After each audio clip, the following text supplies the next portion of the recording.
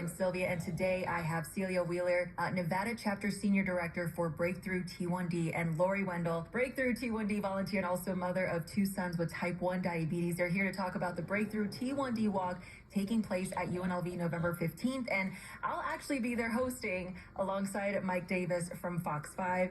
Good morning. Good morning. Thank Sylvia. you. Thank you so much for stopping by. Thanks for having us. So this is my second time hosting, and what I took away from the first time that I hosted, it's just that this community is so strong, and you can sense that everyone just wants to support one another. I think it's really, really cool to see. Absolutely. Yeah, it is just a big community, and it's great to see the support at the walk for sure.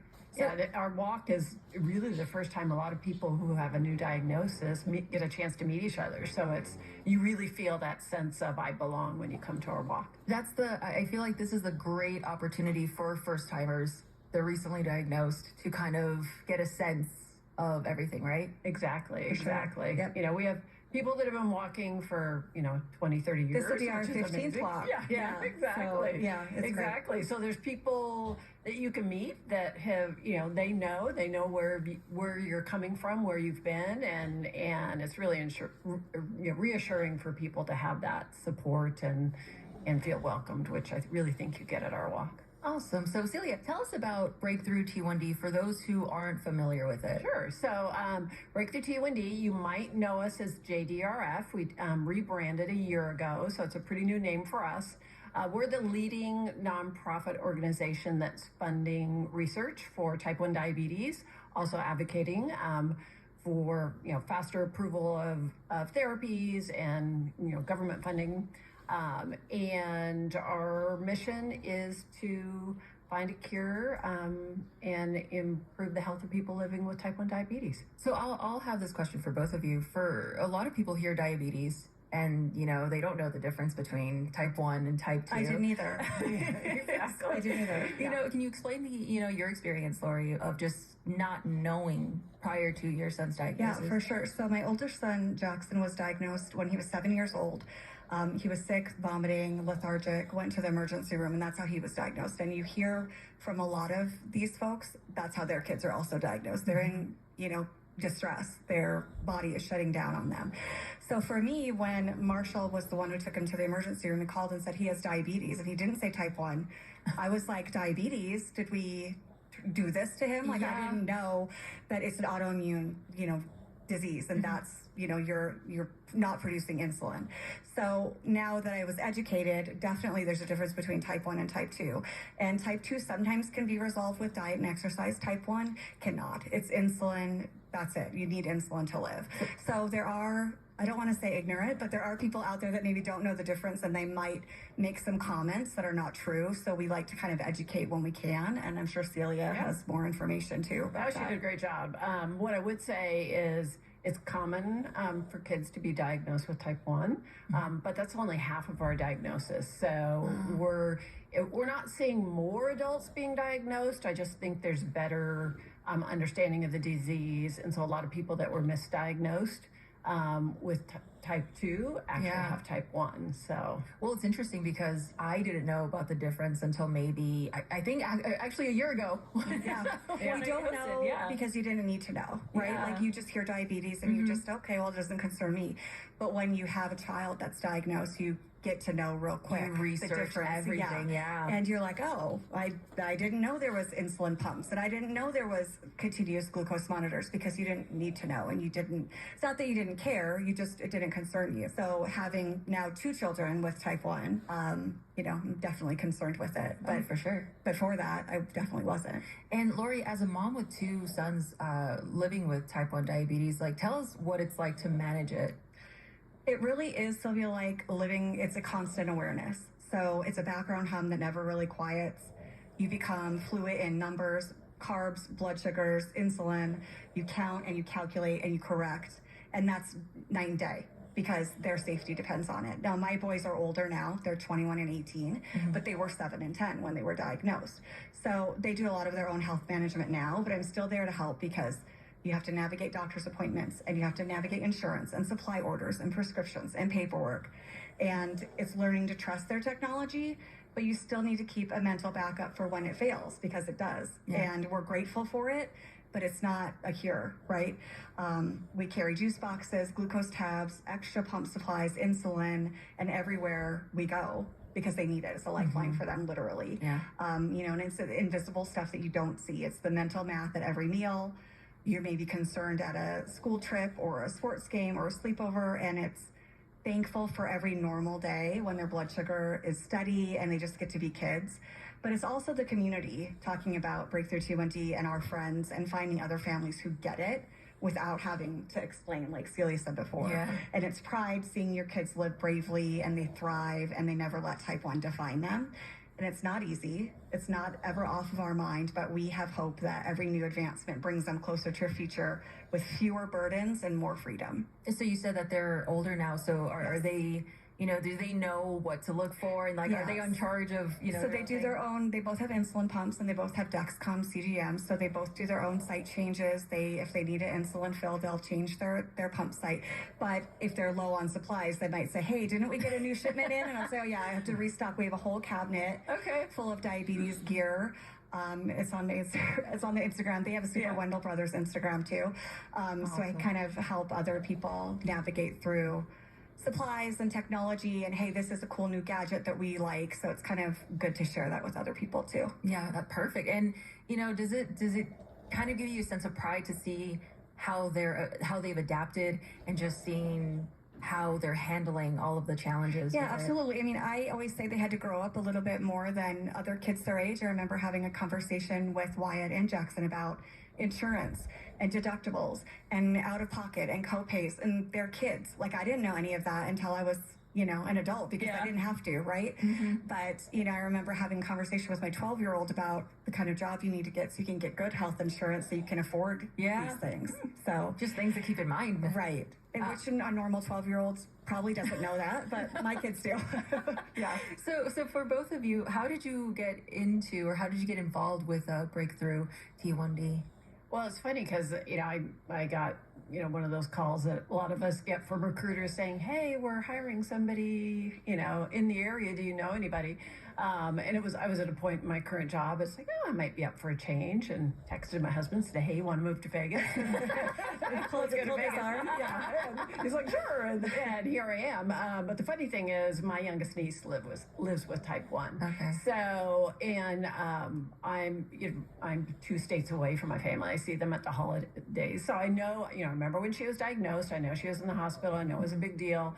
But it's not something, that I see but twice a year. So I had no idea what it was to live with the disease. So I've learned a lot and have created a community, and now I know what I'm doing in my job is helping somebody in my family and future generations. There's a genetic component to type 1. A lot of families, it comes out of nowhere. Most often it comes out of nowhere. That's how it was for us. With Jackson, it was out of nowhere. With Wyatt, we knew, he had a higher chance of developing type 1, but we still weren't expecting it. Exactly. So, it's something I'm aware of. She, thank goodness, thanks to our organization, my niece has had 2 healthy babies, and, and there was 50 years ago, a woman wouldn't survive a pregnancy with type 1. Wow. So we've come a long way. I mean, that's great. Still work to do. But I mean, the advancements and the progress of it, it's been great. And almost every breakthrough advancement in type 1 diabetes management is due to our organization. We've been around for over 50 years, and the technology is amazing, and Lori knows it. She lives with it. And it's we've got smaller, better, more accurate, technology on the horizon, but that's not a cure. All that is doing is keeping people healthy until we get to a cure, and that's our ultimate goal. Yeah. And Lori, how did you get involved? We got involved because they have, when at diagnosis, they bring something to a hospital called a bag of hope. And in that bag of hope was literature and a little stuffed bear named Rufus that has the little spots on his body where injections go. And so, like I said before, I didn't know anybody with type 1 diabetes. I didn't know, the difference between type 1 and type 2. So after we got the Bag of Hope, we got information about Breakthrough T1D. I got involved because I did not have experience with type 1 and I didn't know anybody who had it. And through them, I've really made some great friends who are also T1D parents, and it's great to have that support. Jackson was diagnosed in July, right before 4th of July, and that fall was our first walk. So after that walk, I was like, wow, this is the community that I never knew existed, because why would I have had to, right? So I just, over the years, now it's been almost 15 years, over 14 years, I've been involved in different things with Breakthrough T1D. When my second son Wyatt was diagnosed, he was 10, and he was right away involved in Youth Ambassador Program, which Breakthrough T1D has. And that gave him a chance to be surrounded by kids like him and helped with sharing his experience and advocating for himself at school and in the community, raising awareness for type 1. So that's a great program that they have. He's aged out of it now. He's 18, graduated high school. But it was a great resource for my family when we were newly diagnosed. And actually still to this day, Breakthrough T1D, we're still involved, and we're still, there's educational programs, there's family and adult meetups, and their staff is great, and they can help connect people to the resources that they need. Newly diagnosed for sure, but even if you've been there, done that, there still is, good support in the community that's there with Breakthrough T1D. Awesome. So it's Neon and Beyond. Today I'm talking to Celia Wheeler, Nevada Chapter Senior Director for Breakthrough T1D, and Lori Wendell, Breakthrough T1D volunteer and also mom of 2 sons with type 1 diabetes. Now, when someone is newly diagnosed, and I know we talked off air about how a friend of mine, his son was recently diagnosed, and he's positive, and this is a new normal. But I can imagine how overwhelming it is, because it's like, okay, what do I do? What's the first thing overwhelming.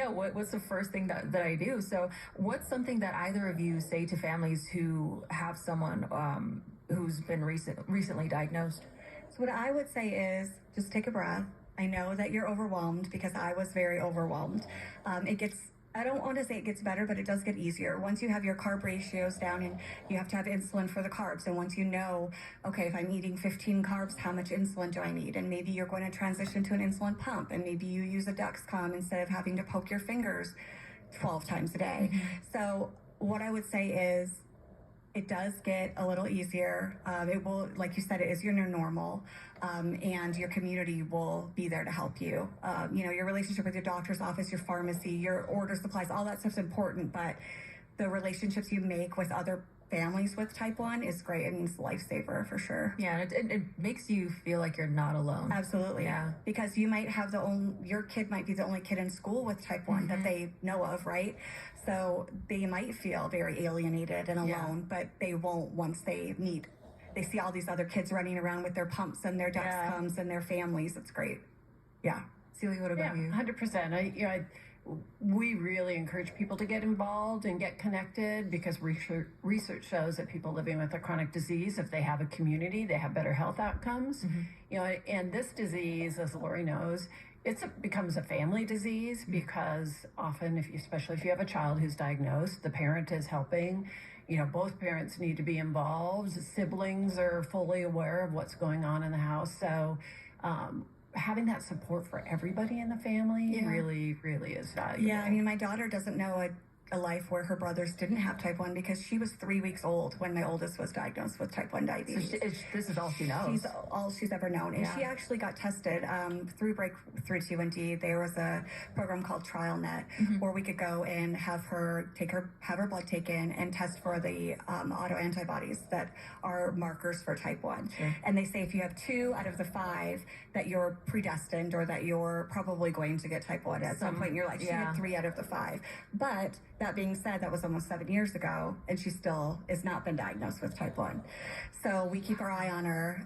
For sure, it sounds like it's inevitable. Marshall and I also both had the same test, and both of us had 0 out of the 5. So it came from somewhere, we don't know where. So chances are all 3 of our children will have type 1 at some point. And Marshall being your husband. Yes. Who we love. I know, who you know as Moonshine, right? But yeah. So we both had 0. Yeah. Interesting. Yeah. So I would think that it's kind of passed down by one parent.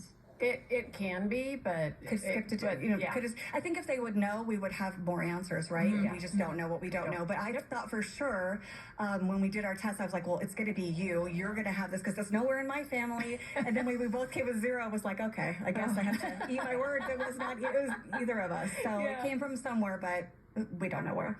And adults and kids can all be screened for type 1 diabetes. It's a simple blood test, and some insurance covers it. If not, there's a program that we help support called Ask, and they'll do free blood tests. It's, they send you a kit in the mail. You go to, your local lab and have blood drawn. And they hadn't done that for Wyatt after Jackson was diagnosed. I don't know that would have changed anything. Wyatt didn't get sick. He was never in the hospital. Okay. We had just checked his blood sugar randomly one day because he had wet the bed, and he had never done that in his life after he was potty trained. That's a sign. So that's one of the signs. His attitude was a little sassier than normal as well. So we thought we'll just do a family blood sugar check. And his was higher than I would have liked. It was in the 200s. And so I thought, well, we'll check the next day. We'll see how he is in the morning without having eaten. And he was still high. And the pediatrician we brought him to kind of dismissed us and said, I don't think that's that high. It's not that big of a deal. I insisted. And they checked, and he was diagnosed. And we went to the endocrinologist right then and got insulin and prescriptions and test strips. And I started all over again because Jackson at that point had been on an insulin pump for years. So it was starting fresh with daily injections. And I have to figure out carb ratios for this kid. It's different from this kid. Everybody's different. And maybe the snacks that Jackson loved that were low carb, Wyatt wanted nothing to do with those, like beef jerky, hard boiled eggs, cheese sticks. Wyatt didn't want to do, so it was really starting fresh. Was Jackson able to help out since he was older? And Wyatt had already been around it at that point for a few years, so he knew what it entailed, right? So he knew how to check blood sugar, he knew how to carb count, but it's still a different machine when it's yourself, right? But they're both really responsible and proud of them. It's not easy to be, I always say it's not easy to be a teenager, it's not easy to be a kid. And then you add this to it and it's a whole other level. It's a whole, different level. Yeah. Now, Celia, tell us about the recent breakthroughs. Well, when we talk about screening, 10 years ago, we encourage screening because the more people that get into clinical trials early on in their diagnosis, the faster we're going to move our research along. But the good news is, just over 2 years ago, the FDA approved the first disease-modifying therapy for type 1 diabetes that delays the onset. So when we know somebody has the biomarkers that indicate they're going to get type 1, there's an infusion that will delay the onset. It could get them through middle school. It could get them through high school. So, actually one of my peers at our organization, she has 2 children with type 1 diabetes. She was just screened and had the biomarkers, and she just did the infusion. So, so it's really exciting. So that, kind of solves that prevention or delay of onset. The other side is restoring the functioning cells in the bodies of people that live with type 1. So the people who rely on insulin, it's their beta cells in their pancreas that have been destroyed by their body. So we have 12 different clinical trials currently, different stages where we're basically implanting new cells into the body of the patients. And it's amazing. It's just amazing, That's work. awesome. So it's just, our scientists are just so incredibly creative and just obviously intelligent. And they're looking at, they're smart. And driven. A lot of them have a child with type 1. People, when there's that connection. They'll shift gears in whatever they were doing and start doing type 1 diabetes research. So some of the most promising programs that are being worked on are from, moms and dads of kids with type 1. And they're using CRISPR technology to genetically modify those cells so that the body doesn't see them and go, oh no, I'm supposed to attack those cells. So, it's one thing just putting fresh cells back in the body, but you need to make sure that the body's not rejecting them or anything like that. Exactly. So we have a lot of work to do, and that's why we do things like the walk, is to raise money and to help fund that breakthrough research. Awesome. And speaking of the walk, how do events like this walk, help move those breakthroughs forward? Every dollar gets us towards a cure. So what's great about the walk is it's a fundraiser that everybody, regardless of their, level of income, can make a difference. And we encourage people to, sign up, form a team, ask their family and friends for donations, and join us at UNLV. And if people don't have a direct connection and they just want to help out a great community, we're always looking for volunteers. Awesome. So, and where can they go to volunteer? So they can go to our website. It's walk.breakthrough.t1d.org/Las Vegas. Okay. Or you can just Google Breakthrough T1D Walk in Las Vegas and they'll get a link. Awesome. So tell us about the importance of fundraising and the walk. I mean, I know you talked about all of the money going through research. Yeah, it's interesting because obviously we've worked for years trying to find that solution.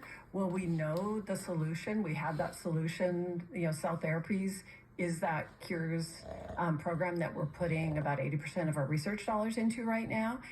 The farther along you get in that research pipeline, the more expensive it gets and the more urgent it gets, because you're getting close and you want to keep that research fueled and moving forward, as quickly as possible. So, and that takes money. Yeah. that part's important. Yeah. And Lori, for you, why is the walk such a special day for your family? The walk is my favorite day of the year. I always tell everybody that the Breakthrough T1D Walk isn't just another fundraiser. I mean, that's important, but it's really a day filled with hope and community and love. And it's the one day when friends and family of those that are living with type 1 come together and they realize they're not alone, right? And that's really important for our kids too. Growing up, my kids have always known there's a community because they saw it firsthand. Mm-hmm. And for our family, it's just a reminder of that behind every number, every high or low, every blood sugar check, every sleepless night, there's a whole community walking beside us, cheering us on, and fighting for the same goal, which is a world without type 1 diabetes. We want to make type 1, type none, we always say. And I just love seeing all the teams walking and their clever team names and their fun shirts. And it really is one of our favorite days of the year. And this is our 15th walk. We can't wait. And Super Wendell Brothers will be there in our bright pink shirts. Ready? I remember them. Yeah, from last year. Hard to miss. We always have a bright shirt. Can't miss us. So for both of you, for someone who has never been to the walk before, what can they expect when they show up? Well, when you arrive, lots of places to go and right. There's lots of vendors, there's games, there's different booths that they can check out. There's photo ops, there's all cool stuff too for them to look at when they're there. And then once the walk starts, everybody's walking together. And I mean, the whole thing is done by noon, I would say 11 o'clock. It's only a few hours. Yeah. And our friends at Nathan's Hot Dogs, feeds our feeds everybody hot dogs and chips. Hot dogs. Yeah, exactly. Yeah, it's a lot of fun, and obviously you'll be there helping, with our stage entertainment. So there's music and games and fun. We celebrate those who are living with type 1. So we, before the walk starts, we recognize, everybody in the group who is, type 1 warrior and all their champions that are supporting them along the way. So. And the overall vibe, what have you seen throughout the years? It's a great place for everybody to come together to celebrate, either if they're small child. I've seen older people also that maybe, I don't want to say they get overlooked, but it really is a lot of focus on kids, right? Mm-hmm. So those kids grow up and they still have a community as they're older, adults in the community. So I think it's great too. There is different things for them. I just think that it's a great time to, get together and really not only realize how many people type 1 affects in Las Vegas, but also celebrate that community and how far they've come. So yeah, it's a celebration of all of our people living with type 1 diabetes. There's over 14,000 people in Nevada who have type 1. So there's a lot of people out there that aren't coming to our walk that are welcome. And for a lot of people, especially in their first year of diagnosis when they're still overwhelmed. It's a lot. Yeah, just come and meet us. Be low key, be on the down low. You don't have to, get all matching shirts. It's fun, and I think once you go the first time, you will want to do that. You'll get the overall sense. But that's obviously not necessary to come. You can come as you are and get a hot dog and check it out, and then you'll come every year. I guarantee. Yeah. And we have a welcome tent for families, and we're going to have a special one this year for first timers, so that Great. you know, if you're overwhelmed by walking into a crowd of people, it's like, okay, go to this tent, Right. and you'll be taken They'll care get you of. started. We have some longtime volunteers that are going to be our, you know, our welcome tent hosts that, you know, have been in this, you know, role for a long time, and are, you know, they're going to be there to make you feel comfortable, and hopefully if you have questions, you know, need resources, all of that is available. Perfect. Well, ladies, thank you so much for joining me. Celia Wheeler, Nevada Chapter Senior Director for Breakthrough T1D, and Lori Wendell, Breakthrough T1D volunteer. The Breakthrough T1D walk is happening November 15th at UNLV.